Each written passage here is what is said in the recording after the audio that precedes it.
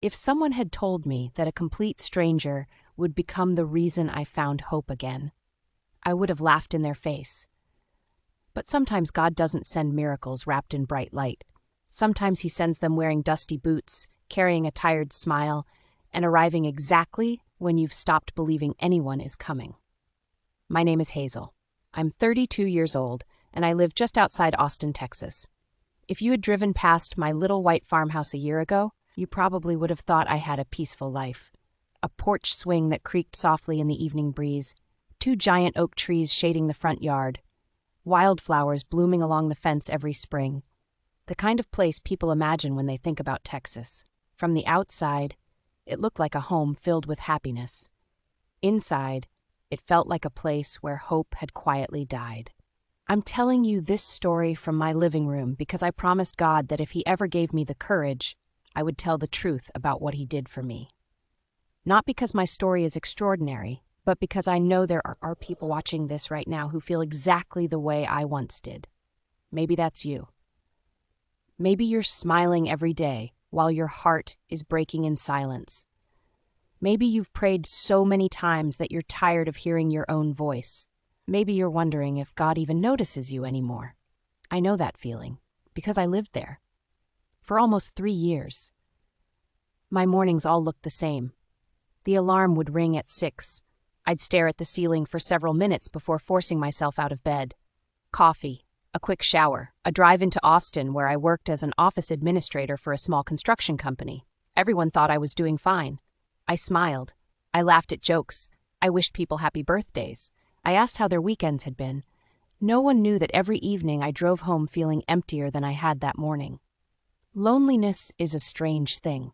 It isn't about being alone. It's about feeling invisible. My parents had both passed away within 18 months of each other. Cancer took my mom. A heart attack took my dad. After that, the family seemed to drift apart. My older brother moved to Oregon for work. Phone calls became holidays. Holidays became text messages.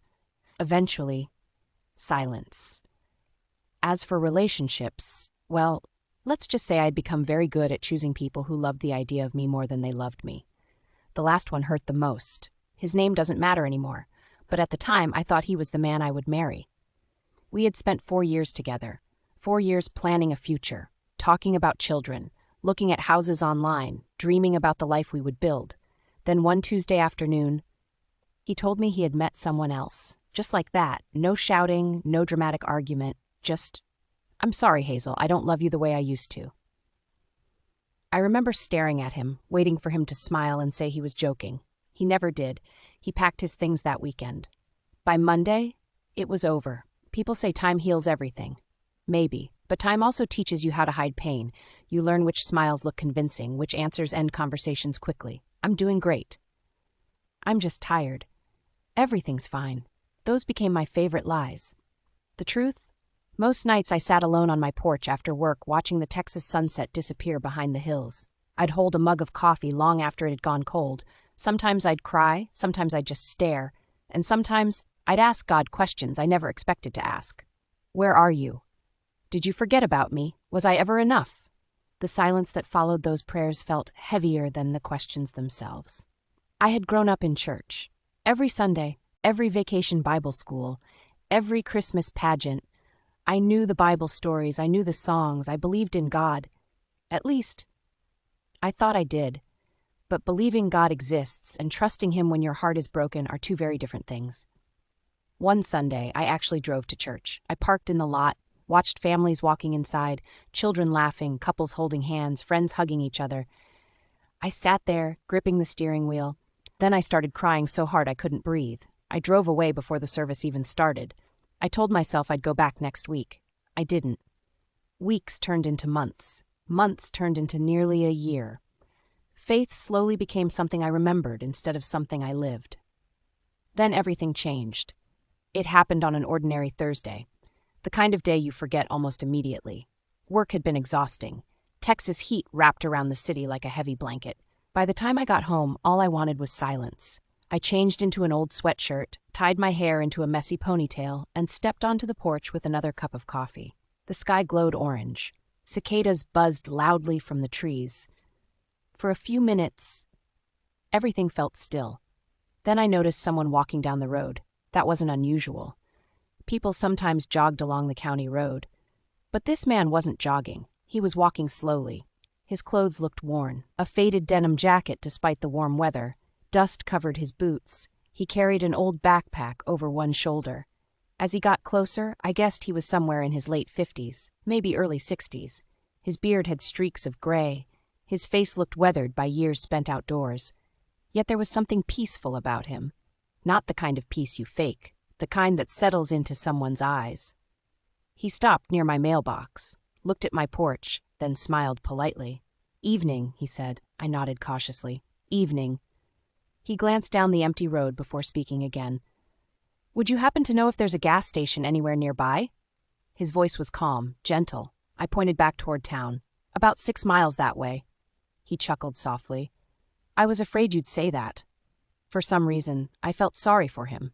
"You okay?" I asked. "My truck broke down about 5 miles back." I looked toward the road behind him. "You've been walking all that way?" "Looks like it." There was no frustration in his voice, no anger, just acceptance. I hesitated. Every warning I'd ever heard echoed in my head. Don't invite strangers onto your property. Don't trust people you don't know. But something about him didn't feel threatening. Not even a little. "I have bottled water," I said, "if you'd like one." His smile widened. "I'd appreciate that."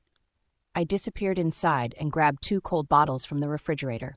When I returned, I handed him one. "Thank you," he said sincerely. He twisted off the cap, took one drink, then looked out across the fields. Beautiful place. It used to feel that way. The words escaped before I could stop them. He looked at me, not with curiosity, not with pity, just understanding. Funny how our hearts can change the way our eyes see things. I blinked. "What do you mean?"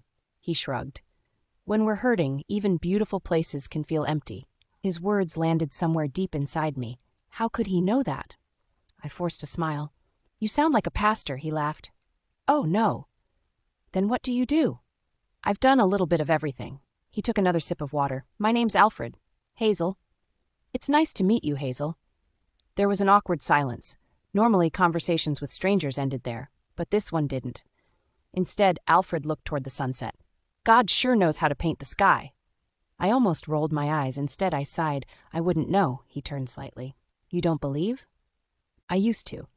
He nodded slowly, as though I'd answered a question he hadn't asked aloud. "I see. No lecture, no sermon, no attempt to convince me. Just, I see." Strangely, that made me want to explain myself. "You ever pray for something so long that eventually you stop expecting an answer?" His eyes stayed on the horizon. "Yes." "What happened?" "I discovered that sometimes God answers the prayer by changing the person praying before he changes the situation." I frowned. "I don't think I like that answer." He smiled. I didn't either. For the first time in months, I laughed. A real laugh. It surprised both of us. "You know," Alfred said, "that's the first genuine smile I've seen on your face since I walked up." My smile disappeared. I wasn't smiling before. I know. Silence settled between us again. The wind rustled through the oak trees. Somewhere nearby, a mockingbird sang its evening song. Then Alfred said something I have never forgotten. "Hazel." I looked at him. "I don't believe we meet people by accident." Before I could respond, a loud rumble echoed from somewhere down the road. Alfred looked over his shoulder. A pickup truck was approaching fast. The driver leaned out of the window, waving. Alfred smiled. "Looks like someone found my truck." He picked up his backpack. "Thank you for the water." I nodded. "You're welcome." He started walking away, then stopped, reached into his jacket pocket, pulled out a folded piece of paper. "I think this belongs with you." Before I could ask what he meant, he placed it gently on the porch railing. Then he climbed into the pickup truck. As the truck disappeared down the road, I stood frozen, staring at that folded piece of paper. I had never seen Alfred before that evening. I had no idea why he believed the note belonged to me. Slowly, I unfolded it, and the moment I read the first line, every hair on my arms stood up. For several seconds, I couldn't breathe. The folded paper trembled in my hands as the pickup truck carrying Alfred disappeared beyond the curve in the road. I looked down again.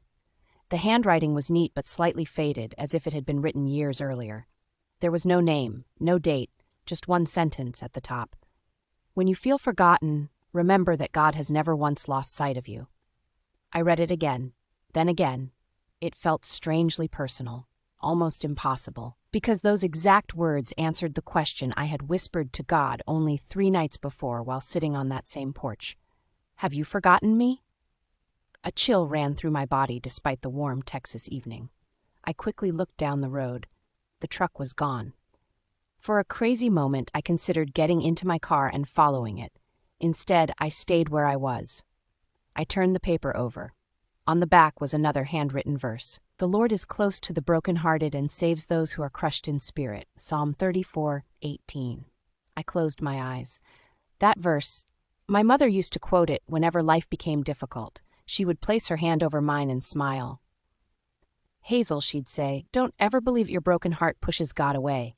It draws him near. I hadn't thought about those words in years. Tears blurred my vision. I sat down on the porch swing and cried harder than I had cried since my mother's funeral, not because everything was suddenly better, but because, for the first time in a very long time, I didn't feel completely alone. The next morning, life returned to normal, at least on the outside. My alarm rang, I got dressed, I drove into Austin, answered emails, scheduled meetings, smiled at coworkers, but my mind stayed on Alfred. Who was he? Why had he been carrying that note? And why did it feel like it had been written specifically for me? At lunch, I unfolded it again beneath my desk. I traced the handwriting with my finger. There was nothing remarkable about the paper itself, just ordinary notebook paper folded into quarters. Still, I slipped it carefully into my wallet instead of throwing it away. Something inside me couldn't let it go. That weekend, Texas was drenched in rain. Dark clouds rolled across the sky. Thunder echoed over the hills. I spent Saturday cleaning the house simply to keep my mind busy. While dusting an old bookshelf, I noticed my Bible tucked behind a stack of photo albums. It hadn't been opened in over a year. A thin layer of dust covered the cover. I stared at it, then quietly laughed. I guess you're being persistent. I wasn't even sure who I was talking to. Maybe myself. Maybe God. I carried the Bible to the kitchen table.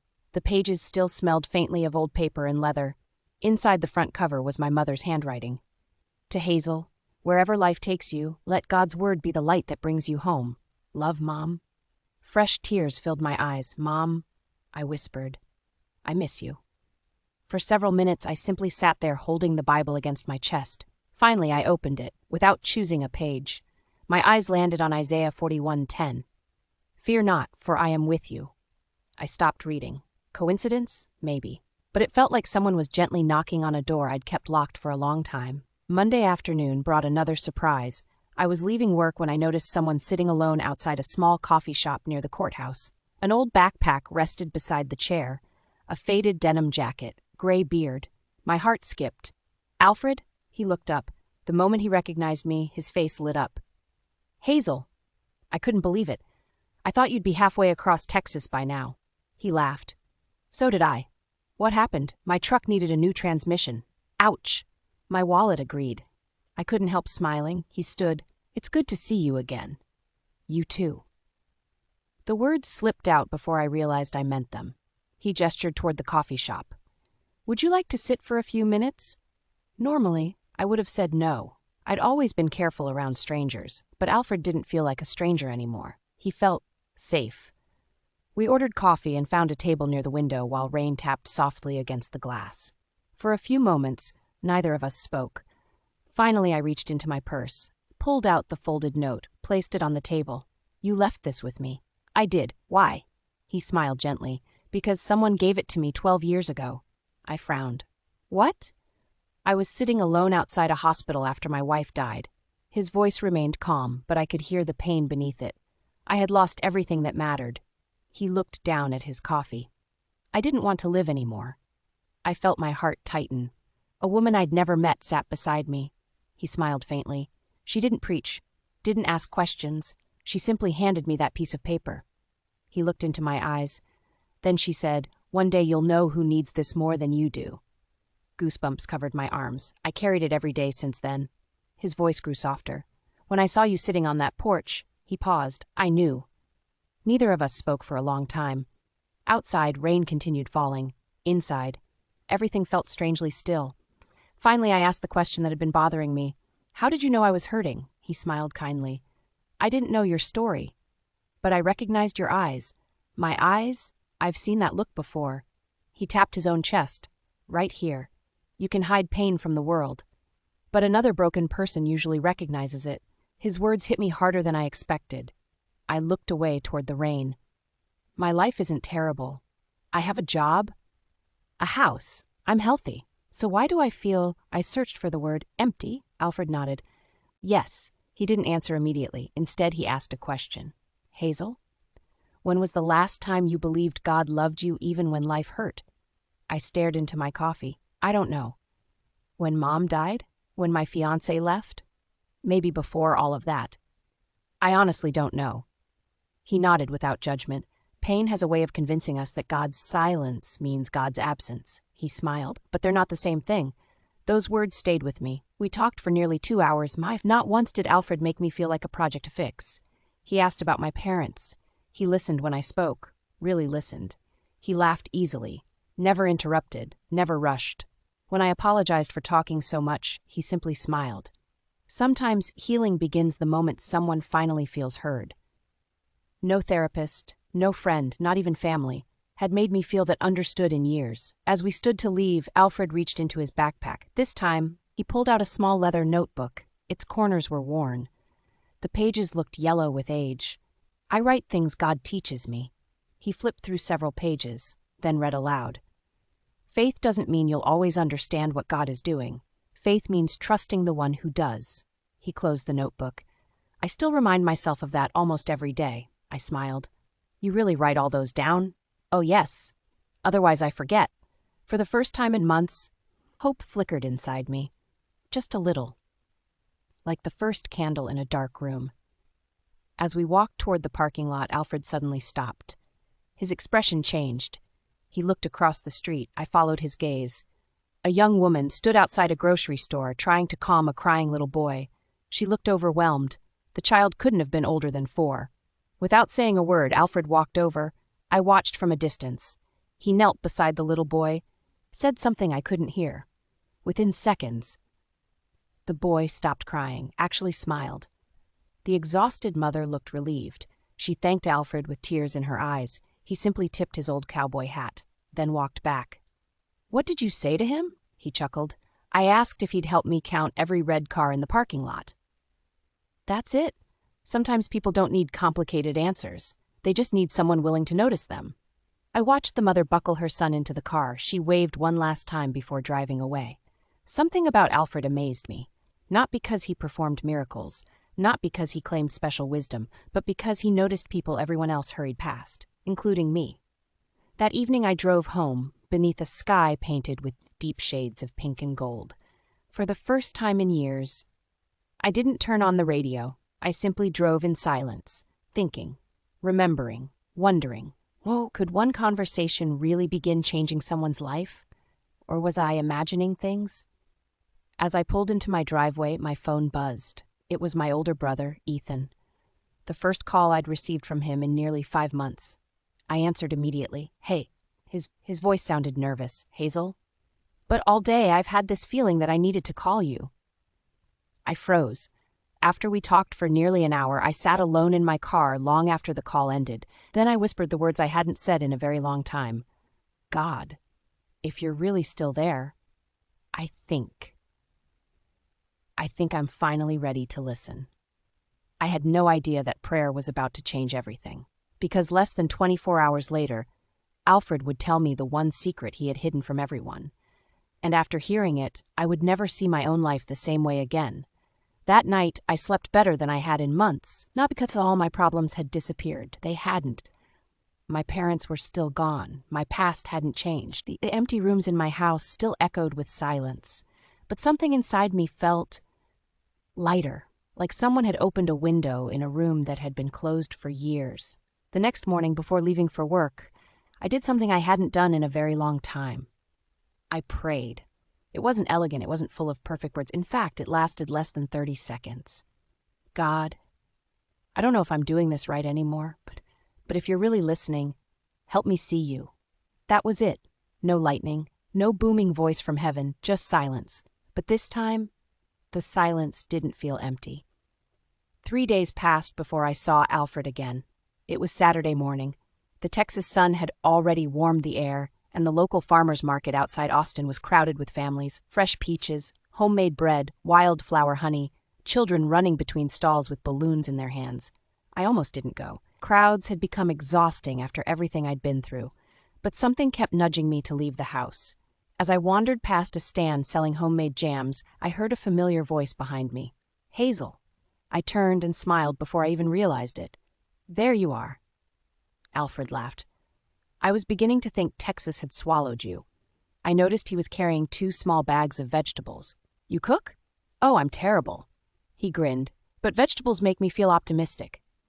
I laughed. You make everything sound hopeful, he shrugged. Hope is a habit. Those 4 words stayed with me. Hope is a habit, not a feeling, not luck. A habit. We bought coffee from a small stand and walked toward a quiet park nearby. Children played beneath enormous oak trees while couples spread picnic blankets across the grass. We found an empty bench overlooking a small pond. For several minutes, we simply watched ducks glide across the water. Finally, Alfred spoke. How's your heart? No one had ever asked me that before. Not, how are you?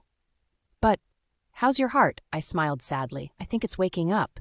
He nodded as though that made perfect sense. That can hurt. I've noticed. I looked across the pond before asking the question that had been growing inside me all week. Who are you really? He chuckled. I've been wondering when you'd ask. I mean it. You always know exactly what to say. You show up at strange moments. You handed me that note. You talk about God like he's sitting beside you. He smiled gently. I'm just an ordinary man. I don't believe that.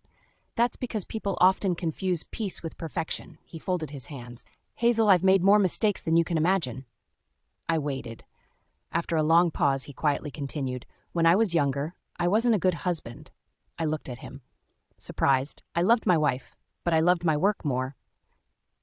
His eyes drifted toward the pond. I kept promising her I'd slow down. Next year, after this project, after we save a little more money, his voice cracked. There was always another reason. I remained silent. Then he whispered something that made my heart ache. One morning, she kissed me goodbye. It was the last time I ever saw her alive. I swallowed hard. A drunk driver crossed the center line. For several moments, neither of us spoke, though the sounds of children laughing across the park suddenly felt very far away. I spent years drowning in guilt. He looked down at his weathered hands. I kept thinking, if I had stayed home, if I had left work earlier, if I'd appreciated her more. I believed God could forgive everyone, except me. Tears filled my eyes, because I knew exactly what guilt felt like. Different story, same weight. I almost destroyed my own life, Alfred admitted. I pushed everyone away. I drank too much. I stopped going to church. I blamed God for everything. He smiled sadly. And then someone sat beside me outside a hospital. The woman with the note? I nodded. She changed everything? No. He surprised me. Jesus changed everything. The woman simply reminded me where to look. Those words settled deep inside me. For another hour we talked about faith. Not religion, not denominations, not arguments. Faith, real faith. The kind that survives funerals, broken dreams, loneliness, regret.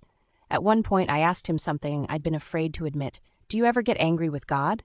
He smiled. Sometimes. You do? Of course. I just don't stay there.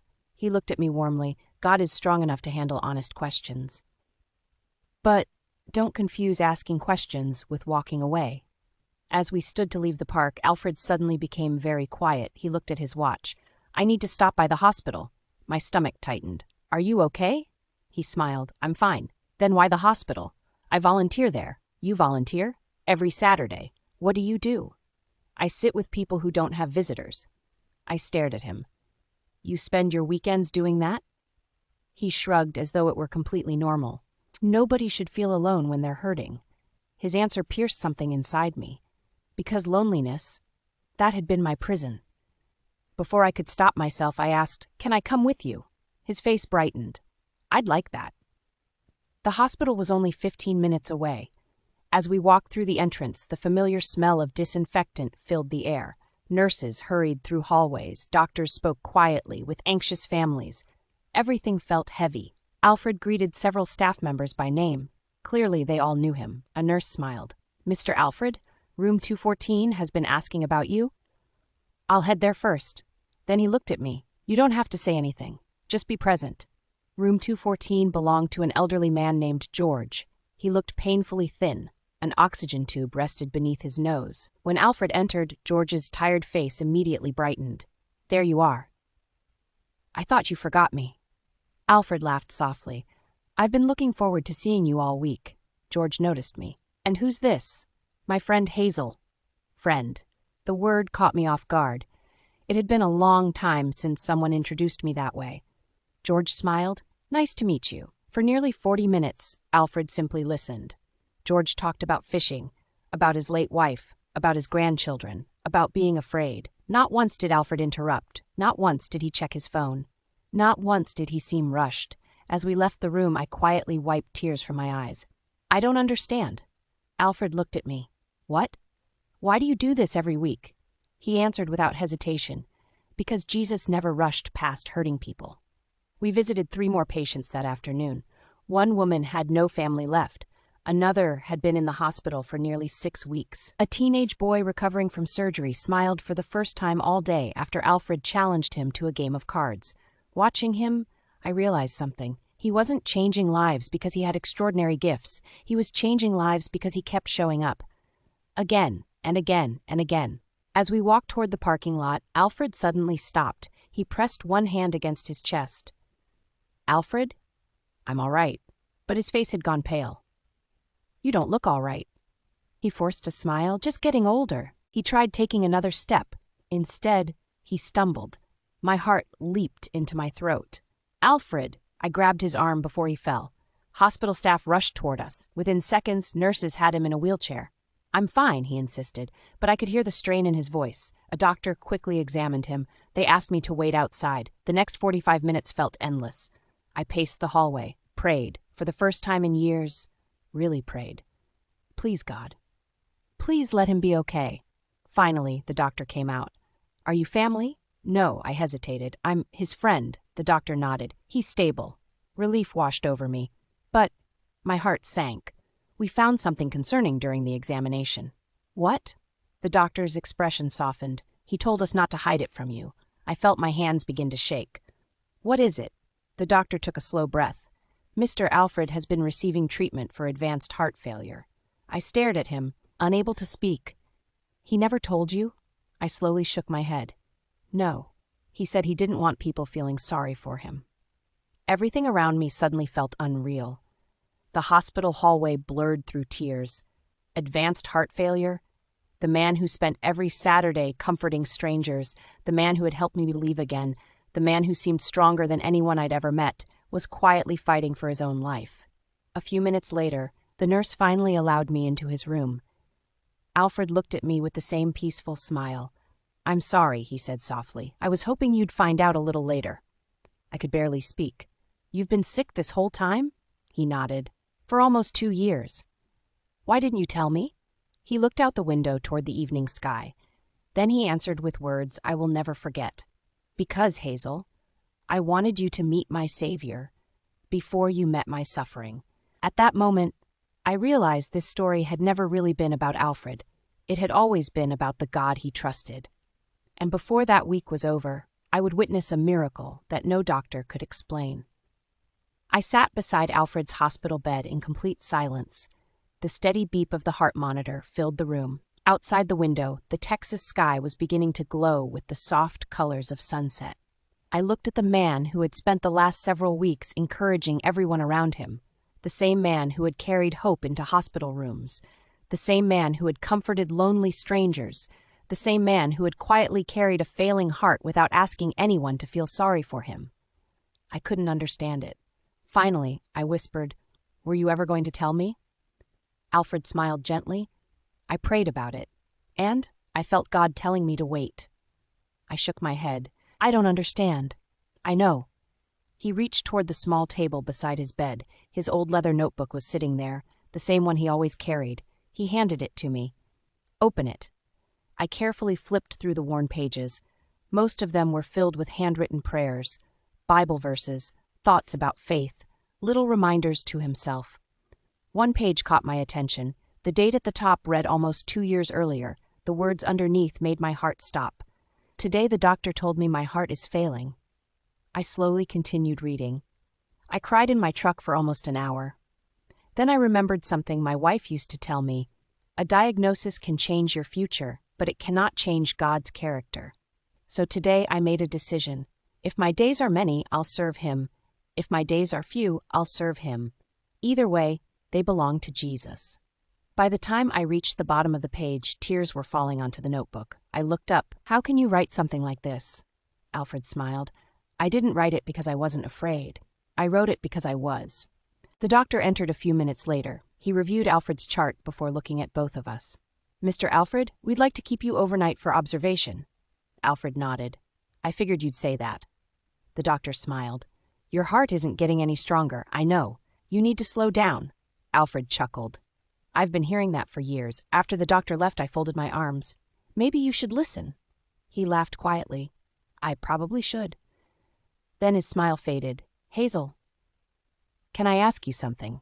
Of course, if today were your last day, what would matter most?" The question caught me completely off guard. I stared at the floor. My family, my parents. I'd wish I could see them again.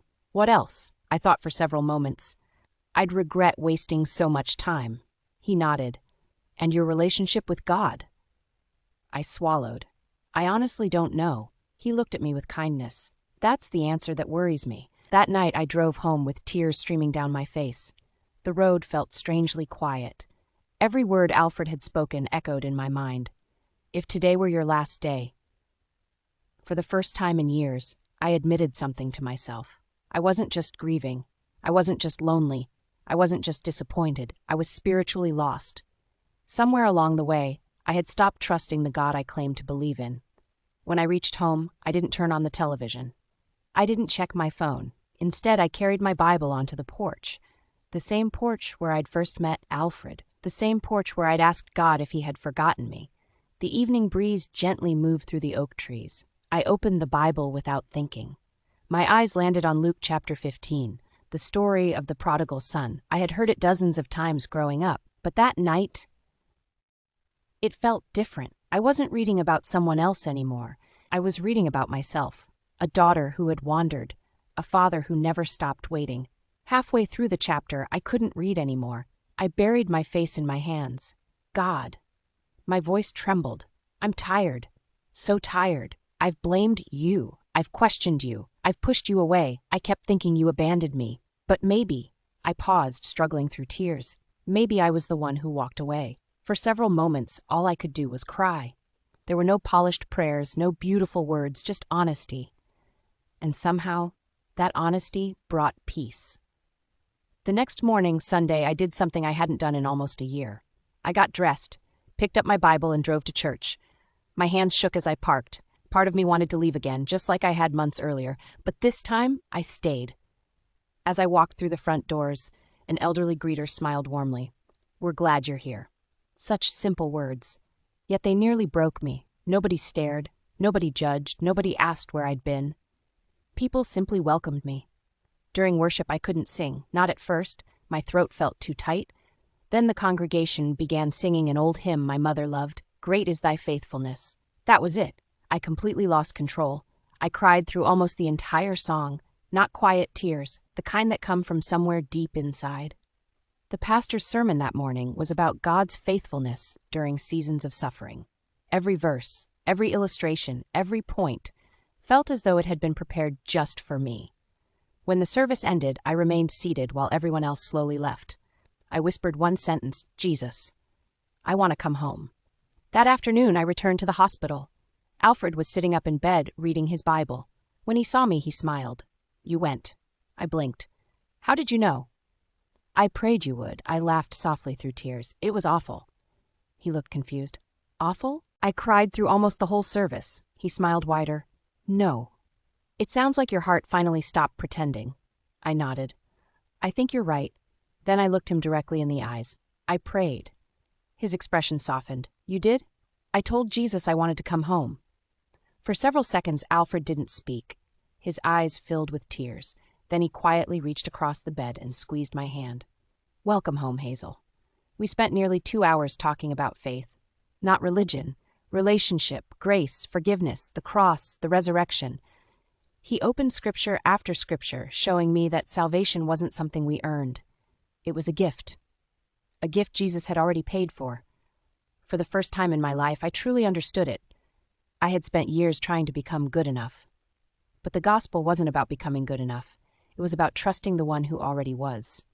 Something heavy finally lifted from my heart. As I prepared to leave, Alfred handed me his notebook once again. "This belongs to you now." I immediately shook my head. "No, I can't take this." He smiled. "I've filled almost every page." So it's time for someone else to keep writing." I held the notebook carefully. "I don't know what to say." "Then don't," he chuckled. "Just promise me something." "What?" "When God answers a prayer, write it down. When he teaches you something, write it down. When life hurts, write that down too. One day," he smiled, "someone else might need your story." Those words settled deep inside me. At the time, I had no idea just how soon that day would come. 3 days later, Alfred was discharged from the hospital. The doctors adjusted his medication and warned him to take life easier. He thanked every nurse individually before leaving. Even then, he spent more time encouraging them than talking about himself. As I drove him back to his small rented cabin outside town, we laughed about ordinary things. For a moment, everything felt normal again, until we pulled into his driveway. A black SUV was parked outside. 2 unfamiliar people stood waiting on the porch. The moment Alfred saw them, his smile disappeared. He whispered almost to himself, "I never thought they'd actually come." I looked at him. "Who are they?" He took a slow breath. "My children." I stared at him in surprise. "You have children?" He nodded. "A son. A daughter. I haven't seen either of them." He paused, emotion filling his voice. "In almost 15 years. As the SUV doors closed behind them, I realized I was about to witness another chapter of Alfred's life. One he had never told me. And what happened on that porch would change not only his family, but my understanding of forgiveness forever. For several seconds, neither of us moved. Alfred stood quietly beside my truck, staring at the 2 people waiting on the porch of his little cabin. A man in his mid-30s, a woman who looked a few years younger, both dressed neatly, both nervous. Neither of them smiled. I looked at Alfred. His hands were trembling, not from fear, from emotion. "I didn't think they'd come," he whispered again. I gently asked, "Did you invite them?" He nodded. "After the hospital. I realized I'd been asking God for more time." He looked toward the porch. "But I never asked him to help me finish what I'd left unfinished." I swallowed hard. "Do they know you're sick?" "They know now." He took a slow breath. "I wrote them both letters." As we walked toward the cabin, I could almost feel the weight in the air. The younger woman stepped forward first. "Dad?" Her voice broke on the single word. Alfred stopped. For a moment, no one spoke. Then, before anyone expected it, his daughter closed the distance between them and threw her arms around him. She began sobbing, real, uncontrollable sobbing. She cried, "I thought I'd never see you again." Alfred held her tightly. "So did I." His own tears rolled down his face. "I'm so sorry, Emily. I'm so sorry." The man standing behind her didn't move. His jaw was clenched. His eyes were red, but anger still lingered there. Alfred looked at him. "Jacob." The younger man nodded once. "Hi, Dad." The words sounded polite, nothing more. Years of hurt stood between them. We went inside. The cabin was small. 1 couch, an old wooden table, a bookshelf overflowing with Bibles and notebooks. Family photographs filled one corner. I noticed something that made my heart ache. Every photograph of Jacob and Emily had been carefully dusted, even though they hadn't visited in 15 years. Alfred had never stopped making room for them. No one knew how to begin. Finally, Jacob spoke. "I got your letter." Alfred nodded. "So did I," Emily added softly. Jacob looked directly at his father. "Why now?" The room became silent. Alfred didn't defend himself, didn't make excuses. Instead, he quietly answered, "Because I finally realized that saying I'm sorry in prayer wasn't enough." He looked at both of his children. "I needed to say it to you." Jacob crossed his arms. "You disappeared? I know." "You missed birthdays? I know. You weren't there when Mom died. I know." His voice grew louder. "I buried her without my father standing beside me." Emily lowered her head. I felt tears forming in my own eyes. Every word carried years of pain. Alfred never interrupted. He simply listened. When Jacob finally finished, Alfred spoke only one sentence. "Everything you said is true. No excuses, no blame, no explanations, just truth." For several moments no one spoke. Then Alfred slowly stood. "I owe both of you more than an apology." He walked to the bookshelf, reached behind several old books, pulled out a worn cardboard box. He placed it on the table. "I've been writing to you every birthday." Emily looked confused. "What? I never mailed them." Jacob frowned. "What are you talking about?" Alfred opened the box. Inside were dozens of envelopes, each one carefully labeled. Emily, age 19. Emily, age 20. Jacob, Christmas. Jacob, age 27. Year after year, birthday after birthday, holiday after holiday. Letters that had never been sent. Emily covered her mouth. "Oh my God." Alfred lowered his eyes. "I believed I had failed you so badly that you deserved peace more than another disappointment. So I kept writing. I kept praying, but I never found the courage to send them." Jacob slowly picked up one envelope. His hands shook as he opened it. Inside was a handwritten letter. He silently read the first page, then the second. By the third, his shoulders began shaking. Emily opened one of hers. Within seconds, she was crying too. The room filled with quiet tears. Finally, Jacob looked at his father. "You wrote all these?" Alfred nodded. "Every year? You never forgot us?" Alfred's voice cracked. "There hasn't been a single." Jacob closed his eyes. For 15 years, he had believed his father simply stopped caring. Now, he realized something completely different. His father had been drowning in shame. "I was angry," Alfred said softly. "But not at you." He looked at both of them. "I couldn't forgive myself, so I convinced myself you never could either."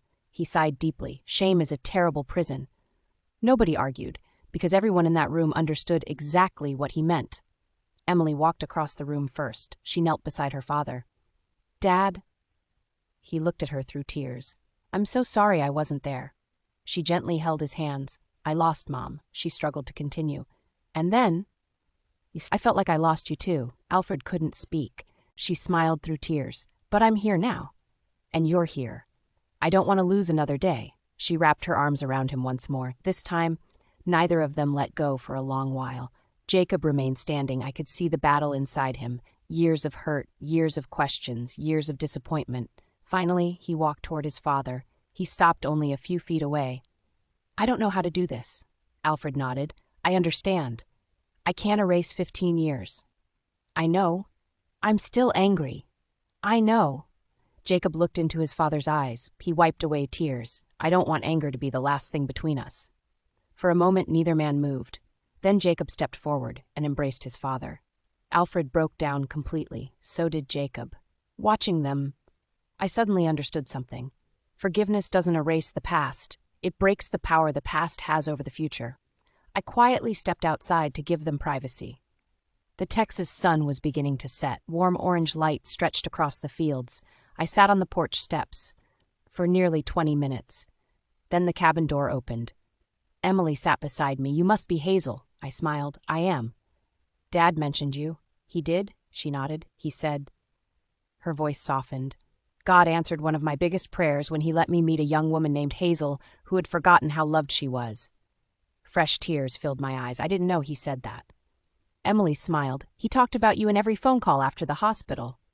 I looked toward the sky, unable to speak. That evening, the four of us shared dinner inside the tiny cabin. Nothing fancy. Soup, fresh bread, sweet tea. But I don't think I've ever sat at a table filled with more gratitude.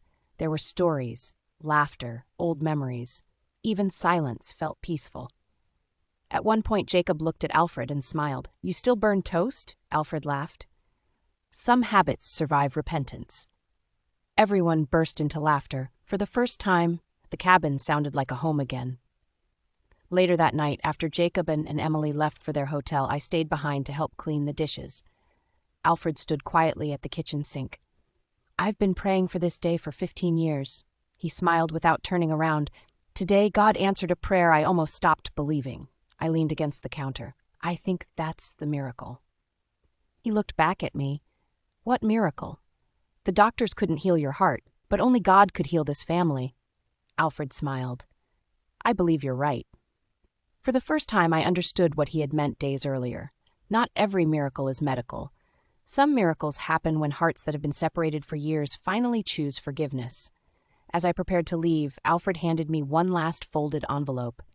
"Don't open it yet," he said. "When should I?" He smiled gently. "When God decides it's time."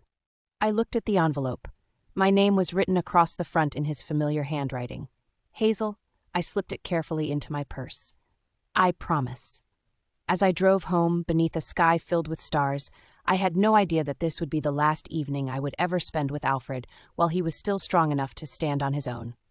3 mornings later, my phone rang before sunrise, and the voice on the other end changed my life forever. At exactly 5:42 on a Wednesday morning, my phone rang. The room was still dark. For a moment, I considered letting it go to voicemail. Then I saw the name on the screen, Emily. My heart immediately sank. I answered before the second ring. "Hello." All I could hear at first was quiet crying. Then she finally managed to speak. "Hazel." Her voice trembled. "Dad was taken back to the hospital during the night."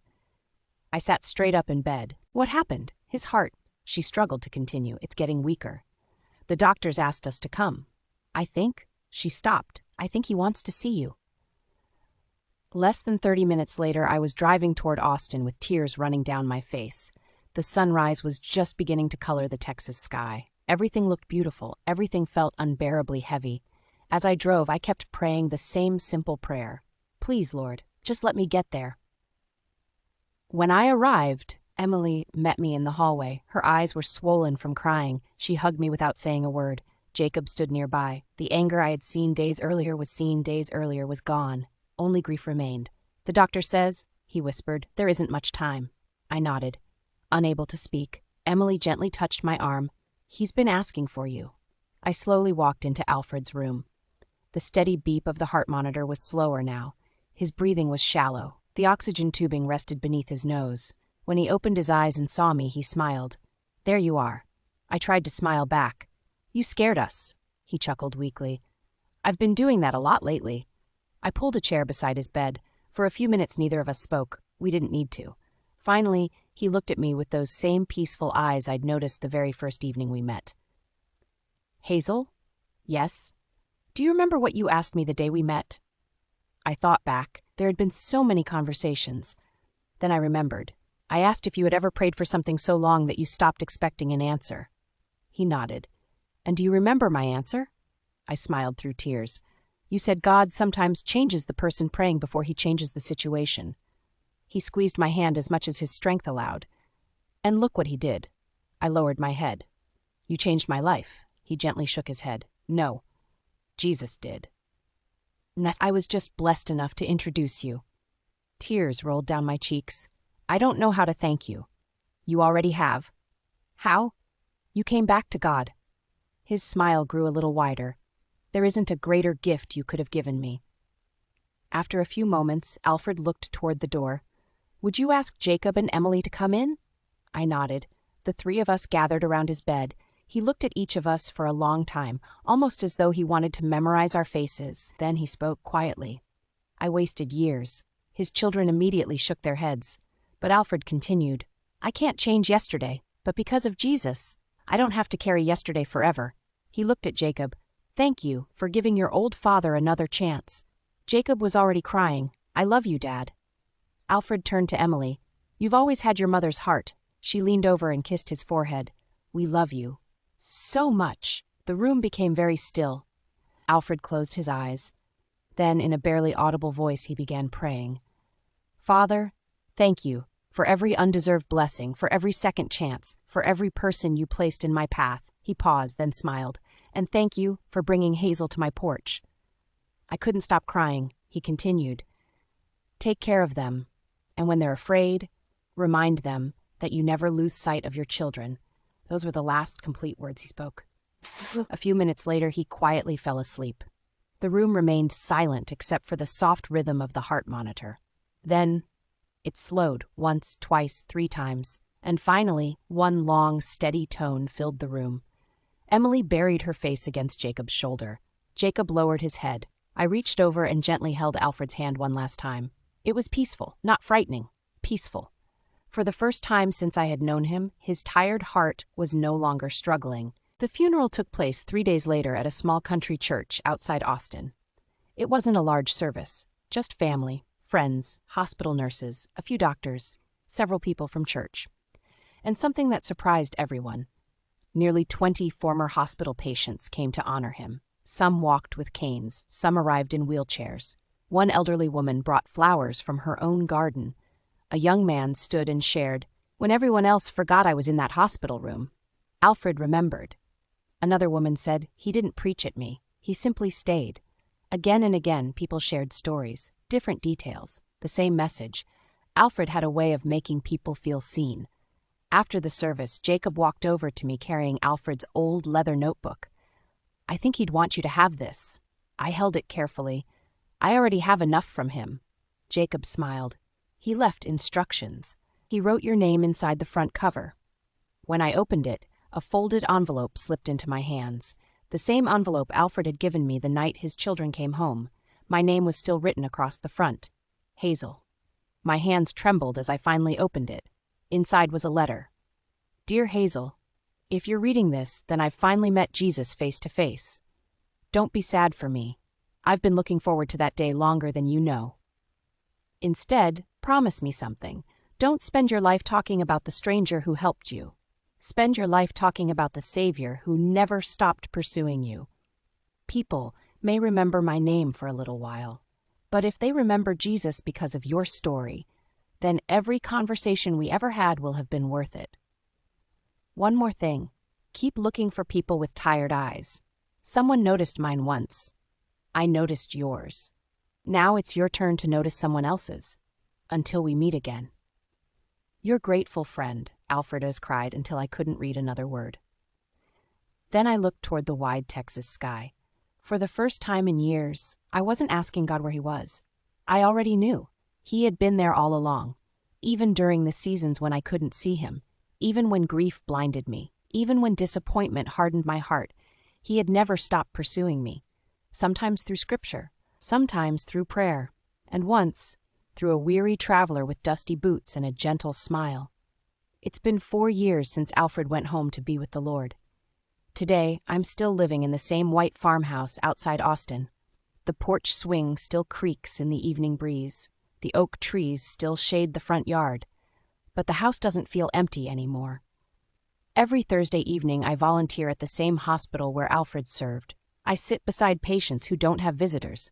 Sometimes we talk, sometimes we pray, sometimes we simply sit together in silence. Because I learned from Alfred that love doesn't always need many words. Sometimes it just needs someone willing to stay. His old notebook is almost full now. I've written answered prayers, hard days, moments of doubt, moments of joy, and every time God reminds me of his faithfulness, I write it down. One day, I hope someone else will need those pages the way I needed Alfred's. People often ask me why I spend so much time serving strangers. I always smile, because the answer is simple. Years ago, when I believed God had forgotten me, he sent a stranger down a quiet Texas road. I thought Alfred was the one who changed my life forever. But now I know the truth. The stranger was never the miracle. Jesus was, and he is still changing lives, one heart at a time.